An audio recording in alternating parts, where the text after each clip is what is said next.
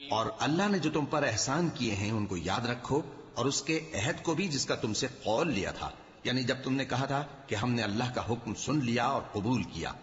और अल्लाह से डरो, कुछ शक नहीं कि अल्लाह दिलों की बातों तक से वाकिफ है।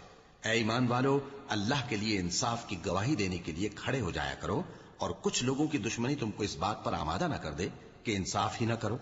इंसाफ किया करो कि यही परहेजगारी की बात है, और अल्लाह से डरते रहो, कुछ शक नहीं कि अल्लाह तुम्हारे सब अमाल से खबरदार है। जो लोग ईमान लाए और नेक काम करते रहे, उनसे अल्लाह ने वादा फरमाया है कि उनके लिए बख्शिश और अजर अजीम है, और जिन्होंने कुफ्र किया और हमारी आयतों को झुटलाया वो जहन्नमी है। ऐ ईमान वालो, अल्लाह ने जो तुम पर एहसान किया है उसको याद करो। जब कुछ लोगों ने इरादा किया कि तुम पर दस्त दराजी करें, तो उसने उनके हाथ तुमसे रोक दिए।